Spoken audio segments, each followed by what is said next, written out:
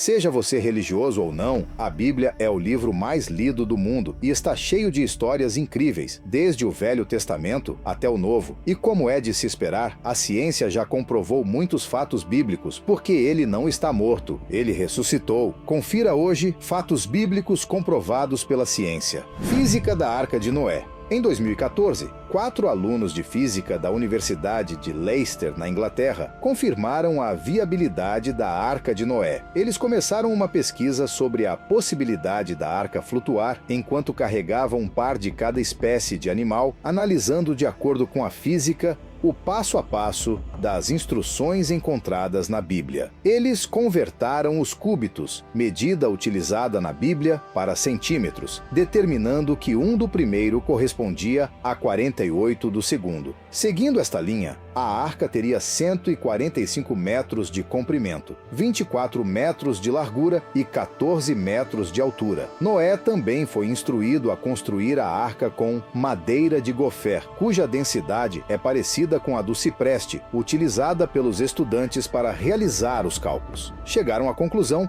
que a arca vazia teria um peso de 2 milhões de quilos. E para flutuar, a densidade da embarcação teria que ser menor do que a da água. Então, a arca poderia suportar até 51 milhões de quilos, o suficiente para transportar todas as espécies sem afundar. Reservatório de Siloé.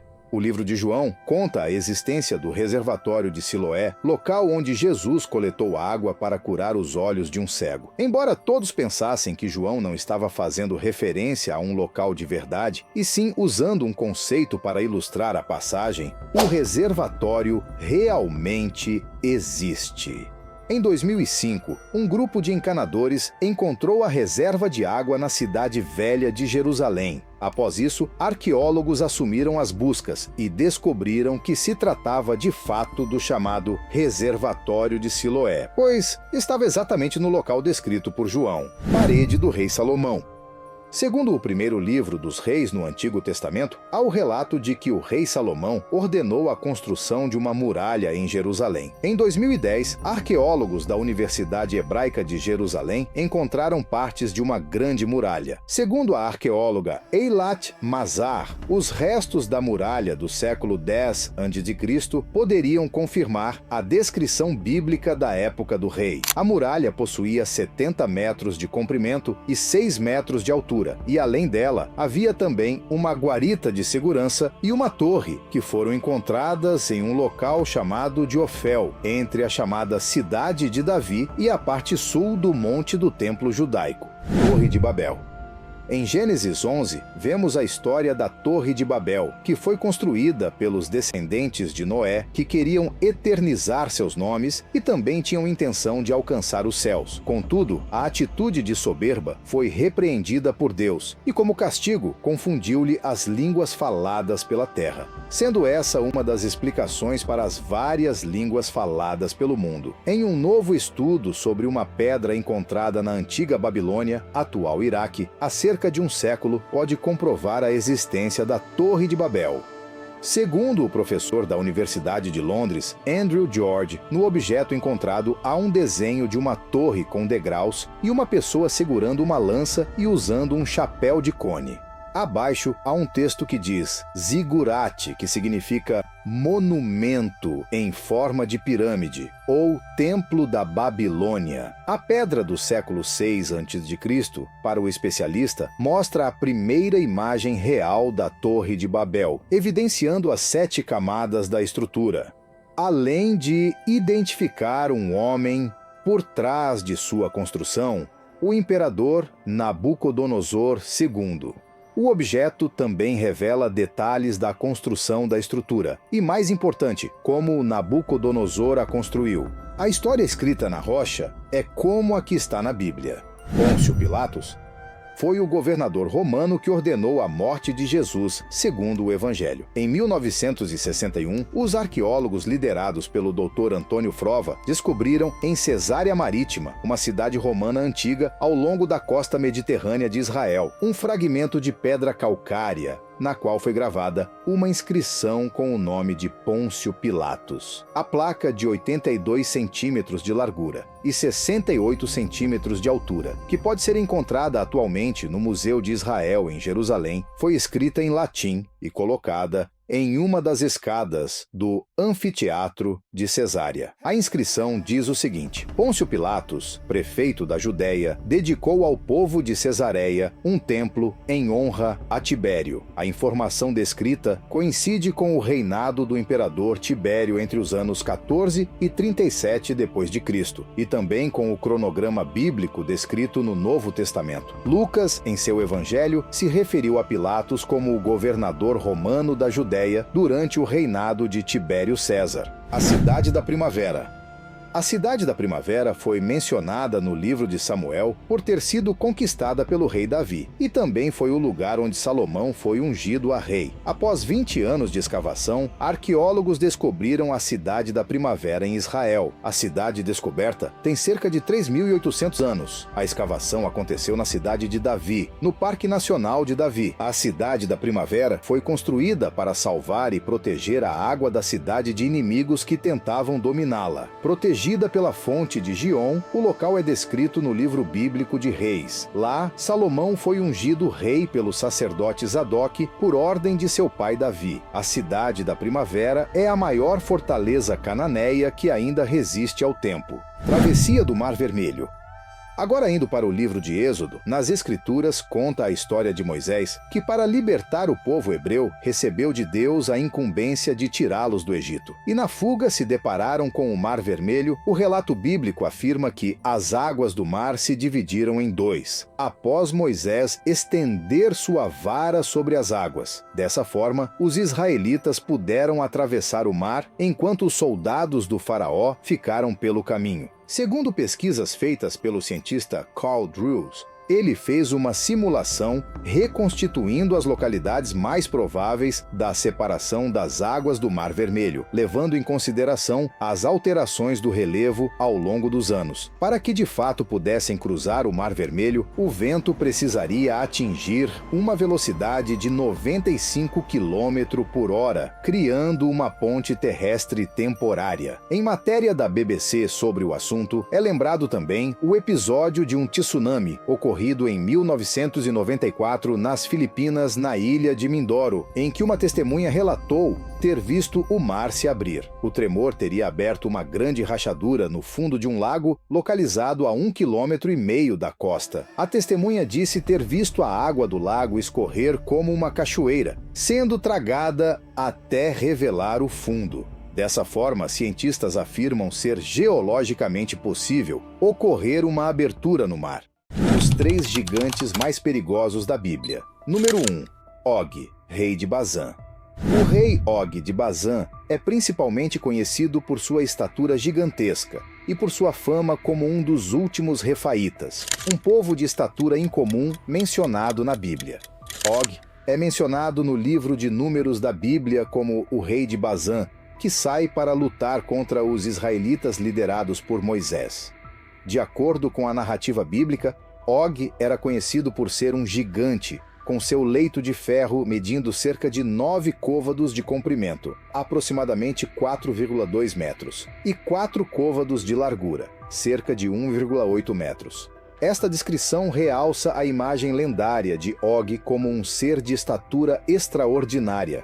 Esse tamanho todo faz com que fiquemos com uma grande dúvida. Afinal, Og era realmente humano? Antes de responder a esta pergunta, deixe o seu comentário mostrando qual é a sua opinião sobre isso. Já fez isso? Certo. Então, vamos continuar. Ele era descrito como um gigante, com uma estatura extraordinária, como mencionado na Bíblia. Sua força e tamanho impressionantes poderiam torná-lo uma ameaça formidável em combate. De acordo com a narrativa bíblica, sim, Og, o rei de Bazã, era um ser humano. Embora seja descrito como um homem de estatura extraordinária e fosse conhecido por sua fama como um gigante, ele ainda é retratado como um governante humano e não como uma figura mítica ou sobrenatural, como um rei que governava sobre a região de Baçã. é razoável supor que ele também comandava um exército poderoso. Isso significava que ele tinha recursos militares significativos à sua disposição para defender seu reino e expandir sua influência. Bazã estava localizada em uma área estratégica, com territórios férteis e recursos naturais abundantes. Isso poderia fazer de Bazã um alvo valioso para outras nações ou reinos que buscavam expandir seus próprios territórios. Og representava um desafio direto à autoridade de Moisés e ao povo de Israel durante sua jornada em direção à Terra Prometida. Como líder de um reino vizinho, ele poderia ter sido percebido como uma ameaça à segurança e à estabilidade dos israelitas. Agora, a pergunta que não quer calar: por que o rei Og e os próximos 2 gigantes que irei mencionar eram tão grandes e tão perigosos? Por acaso eles tomaram alguma fórmula mágica que os deixaram maior? Ou era apenas consequências genéticas daquela época? No final do vídeo, iremos responder a todas essas perguntas de uma forma mais plausível. Então peço que você fique comigo até o final. Número 2. Golias. Na Bíblia, não há uma medida exata da altura de Golias, mas ele é descrito como um homem de 6 côvados e 1 palmo em algumas traduções, o que equivale a cerca de 3 metros, usando a medida comum de 45 centímetros por côvado. Mas por que Golias era tão temido e perigoso naquela época? Bem, Golias era descrito como um homem de grande estatura e força formidável. Ele era temido pelo seu tamanho imponente e habilidades de combate. Desafio ao exército de Israel. O desafio lançado por Golias ao exército de Israel é um dos momentos mais marcantes da narrativa bíblica e é relatado no livro de 1 Samuel, capítulo 17. A história começa com os filisteus e os israelitas se posicionando para a batalha no Vale de Elá. Os filisteus, liderados por seu campeão, Golias, desafiam os israelitas para enviarem um homem para um combate individual que decidiria o resultado da batalha. A cena é descrita com detalhes vívidos. Golias, um gigante de estatura impressionante, equipado com uma armadura pesada e armas poderosas, aparece diante das fileiras israelitas, zombando e insultando-os. Ele desafia os israelitas a escolherem um campeão para enfrentá-lo em combate singular, prometendo que se ele vencer, os filisteus se tornarão escravos dos israelitas, mas se o campeão israelita vencer, os filisteus se renderão. Esse desafio tem um impacto tremendo no exército de Israel. Os soldados ficam atemorizados diante da imponente presença de Golias e suas palavras desdenhosas. Eles estão paralisados pelo medo, incapazes de responder ao desafio. Até mesmo o rei Saul, que deveria liderar suas tropas com coragem e confiança, é descrito como tremendo de medo diante do desafio de Golias. Essa situação de impasse perdura por 40 dias, durante os quais Golias repete seu desafio diariamente, enquanto os israelitas permanecem sem resposta, incapazes de encontrar alguém disposto a enfrentar o gigante filisteu. O desafio de Golias torna-se um teste não apenas de coragem e bravura, mas também de fé e confiança em Deus para os israelitas. É neste contexto que Davi, um jovem pastor que veio ao campo de batalha para levar suprimentos para seus irmãos mais velhos, surge como o improvável herói que aceita o desafio de Golias. A história de Davi e Golias é uma das mais famosas da Bíblia e continua a inspirar pessoas ao redor do mundo pela coragem, fé e determinação demonstradas por Davi ao enfrentar o gigante filisteu. Mas a história não para por aí. Você sabia que Golias tinha um irmão cuja estatura era equivalente à de Golias? Pois é, seu nome era Lami, e ele é o número 3 da nossa lista. Lami é um personagem bíblico mencionado brevemente no livro de 1 Crônicas, capítulo 20, versículo 5. Ele é identificado como irmão de Golias, o gigante filisteu que foi derrotado por Davi na famosa história de Davi e Golias, relatada em 1 Samuel, capítulo 17. Embora a Bíblia não forneça muitos detalhes específicos sobre Lami, sua breve menção sugere que ele também era um guerreiro filisteu e provavelmente compartilhava algumas das características físicas e habilidades de combate de seu irmão, Golias.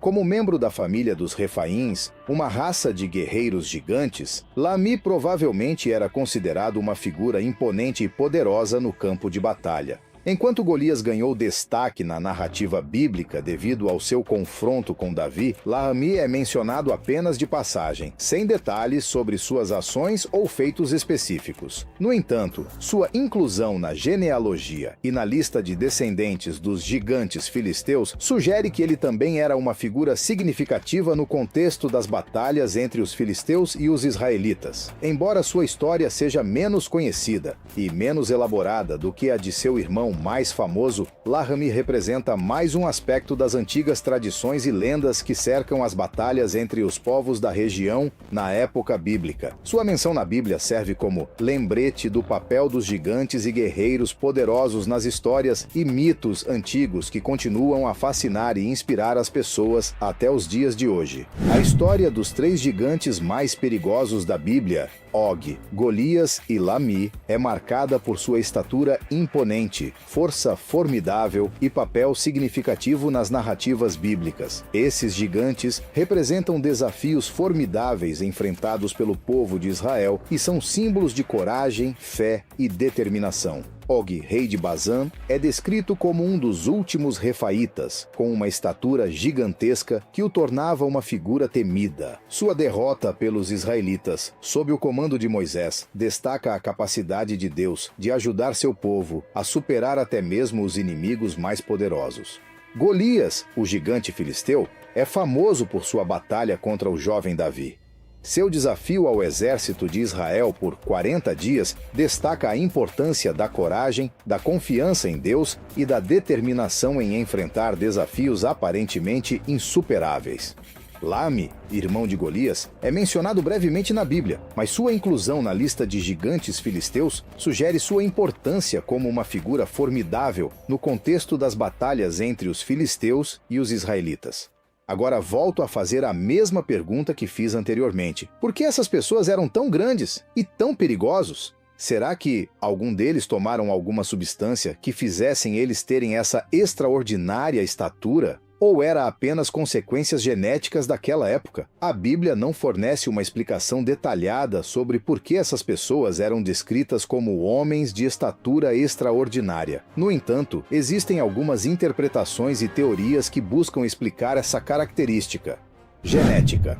Alguns estudiosos sugerem que a descrição dessas pessoas como um gigante pode ter sido baseada em pessoas reais que tinham gigantismo ou acromegalia, condições causadas por problemas na glândula pituitária que resultam em um crescimento excessivo do corpo. Exagero literário. A Bíblia frequentemente usa linguagem poética e simbólica, e é possível que a descrição delas como gigantes seja uma forma de exagero literário para enfatizar sua força e poder. Isso pode ter sido usado para destacar a dificuldade da batalha que os israelitas enfrentaram. Tradição cultural. Em muitas culturas antigas, incluindo a cultura hebraica, existem histórias e mitos sobre gigantes e seres de estatura extraordinária.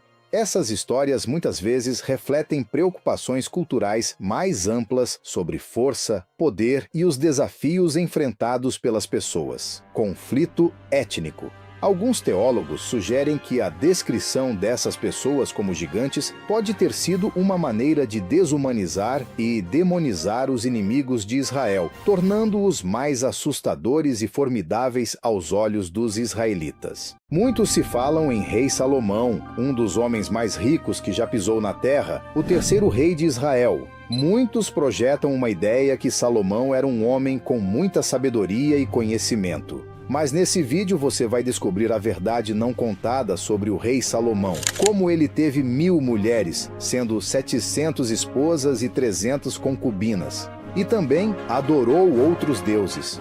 Como um homem dito por muitos como detentor da sabedoria teve tanta sujeira em sua história, é o que você vai ver nesse vídeo. Você já ouviu falar de Salomão, o rei sábio de Israel? Ele é famoso por suas decisões inteligentes e pelo seu poder. Mas há algo curioso sobre ele. Por que Salomão teve tantas esposas? Salomão escolheu ter 1000 mulheres, porque ele queria mostrar poder e status como rei. Para os reis naquela época, ter muitas esposas era como um sinal de riqueza e influência. Mas é claro que não foi só por isso. Existe uma outra explicação misteriosa que ainda não te contaram e que muitas pessoas ainda não sabem. Mas antes de contar, precisamos entender um pouco da história de Salomão. Aliás, como ele se tornou o homem mais sábio a pisar nessa terra. Salomão foi um rei muito famoso de Israel, filho de Davi, outro grande rei. Quando Davi morreu, Salomão se tornou rei por volta de 970 a.C. Deus apareceu em um sonho para Salomão e lhe ofereceu qualquer coisa que ele quisesse. 1 Reis 3, 5, 14. Abra aspas. Em Gibeão, o Senhor apareceu a Salomão durante a noite em sonhos, e Deus lhe disse: peça-me o que quiser e eu lhe darei. Salomão respondeu: tu foste muito bondoso para com o teu servo, o meu pai Davi, pois ele foi fiel a ti, justo e correto de coração. Tu lhe deste grande bondade, concedendo-lhe um filho que o sucederia no trono, como hoje se vê. Ó Senhor, meu Deus, agora fizeste rei o teu servo em lugar de meu pai Davi. Mas eu não passo de um jovem e não sei o que fazer. Teu servo está aqui no meio do teu povo eleito, um povo tão numeroso que não se pode contar ou calcular. Dá, pois, ao teu servo um coração compreensivo para julgar o teu povo e para distinguir entre o bem e o mal. Pois quem pode governar este teu tão grande povo? O pedido de Salomão agradou ao Senhor, e Deus lhe disse: já que pediste isso e não uma vida longa nem riquezas, nem pediste a morte dos teus inimigos, mas discernimento para ministrar a justiça, farei o que você pediu. Darei a você um coração sábio e capaz de discernir, de modo que nunca houve nem haverá outro igual a você. Certo dia, duas mulheres foram até o rei Salomão com um problema difícil. Elas moravam na mesma casa e cada uma tinha um bebê. Durante a noite, um dos bebês morreu, e a mãe desse bebê trocou secretamente seu filho morto pelo bebê vivo da outra mulher enquanto ela dormia. Quando a outra mãe percebeu que o bebê que estava ao seu lado era diferente, começou uma discussão. Ambas afirmavam ser a mãe verdadeira do bebê vivo. Elas foram até Salomão em busca de justiça. Salomão, então, teve uma ideia para descobrir quem era a verdadeira mãe. Ele disse que dividiria o bebê em duas partes e daria uma metade para cada mulher. Uma das mulheres concordou com isso, mas a outra implorou para que o bebê fosse dado inteiro à outra mulher, mesmo que isso significasse que ela não o criaria. Salomão percebeu que apenas a verdadeira mãe faria esse sacrifício para salvar seu filho. Ele decidiu que a mulher que se dispôs a abrir mão do bebê para salvá-lo era a verdadeira mãe, e assim entregou o bebê a ela. Essa decisão mostrou a sabedoria de Salomão em entender o verdadeiro amor materno e como ele foi capaz de resolver um problema complicado usando seu discernimento. Salomão foi um rei muito poderoso e inteligente. Ele construiu um templo especial em Jerusalém, onde as pessoas podiam ir para adorar a Deus. Esse templo era um lugar sagrado e importante para o povo de Israel. Além disso, Salomão fez muitos negócios com outros países. Ele trocou coisas que Israel tinha em abundância por coisas que outros países tinham e que Israel precisava. Esses negócios ajudaram Israel a ter muitas coisas boas e a ficar rico. Essas ações de Salomão ajudaram a melhorar a vida das pessoas em Israel, fornecendo-lhes um lugar para adorar a Deus e garantindo que tivessem coisas importantes através dos negócios com outros países. Isso fez com que Salomão fosse um rei muito respeitado e amado pelo seu povo. Salomão, o lendário rei de Israel, é conhecido por sua sabedoria incomparável e suas grandes realizações. No entanto, há uma questão intrigante que muitos se perguntam. Por que Salomão, apesar de toda a sua sabedoria e sucesso, acabou caindo? Nosso vídeo já irá continuar, mas antes quero te fazer um convite gratuito para entrar no nosso grupo do WhatsApp. Lá você recebe conteúdos sobre a Bíblia, orações e tudo que um cristão precisa. Junte-se ao grupo clicando no primeiro link do comentário fixado. Eu e os outros membros te aguardamos ansiosamente. Te espero lá e continue assistindo o vídeo. Salomão construiu muitas coisas boas para o povo, incluindo um templo em Jerusalém, que se tornou um lugar sagrado. Ele também fez muitos acordos comerciais com outros países, o que ajudou Israel a ficar rico. Mas Salomão também cometeu erros. Ele se casou com muitas mulheres estrangeiras, o que trouxe problemas para Israel porque elas trouxeram suas próprias religiões e deuses. Isso desagradou a Deus. Salomão, apesar de sua grande sabedoria, cometeu um erro ao se casar com muitas mulheres de outros países. Isso não era comum na época, e essas mulheres trouxeram consigo suas próprias religiões e deuses. Algumas dessas mulheres vieram de regiões onde se adorava ídolos feitos de pedra, madeira ou metal. Cada um desses ídolos representava um deus diferente, como deuses do sol, da lua, da guerra, entre outros. Essas religiões estrangeiras muitas vezes envolviam rituais e práticas que eram contrárias aos ensinamentos de Deus, como sacrifícios de animais, adoração de ídolos e até mesmo rituais de fertilidade. Ao se casar com mulheres de diferentes países, Salomão permitiu que essas práticas religiosas estranhas entrassem em Israel, o que desagradou a Deus e levou o povo de Israel a se afastar da fé verdadeira. Isso causou problemas no reino e contribuiu para a queda espiritual e moral do povo. Por causa disso, o povo de Israel começou a se afastar de Deus, seguindo os deuses estrangeiros trazidos pelas esposas de Salomão.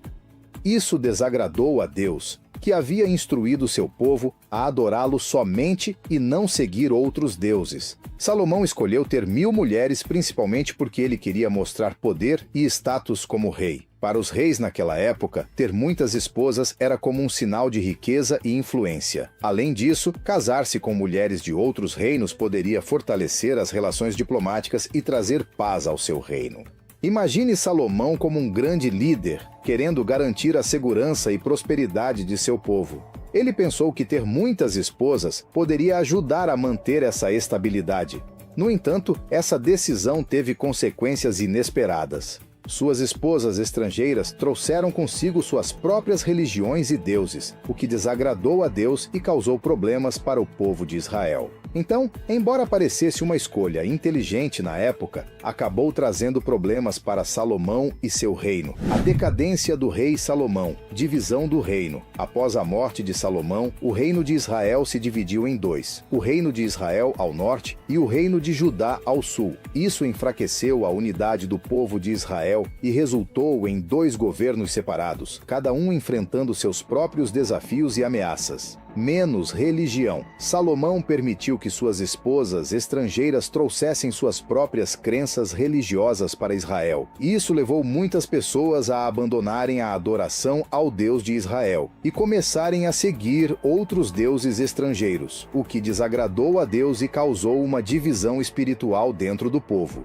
Brigas políticas. As políticas de Salomão, como altos impostos e trabalho forçado, causaram descontentamento entre as tribos de Israel. Isso levou a tensões políticas e sociais que eventualmente contribuíram para a divisão do reino após sua morte. Perda de fama. Apesar de suas realizações notáveis, como a construção do templo em Jerusalém, as falhas morais de Salomão, como ter tantas esposas estrangeiras e permitir a idolatria, mancharam sua reputação. Ele é lembrado não apenas por suas conquistas, mas também por suas fraquezas e erros. Agora, uma coisa que percebemos foi que Salomão cometeu um pecado terrível, que foi ter mais de 1000 mulheres e adorar outros deuses. Ao refletir sobre isso, pensamos na seguinte pergunta: será que apesar disso tudo, Salomão poderia ser perdoado dos pecados? Pode ser uma pergunta complexa, mas iremos descobrir a resposta agora.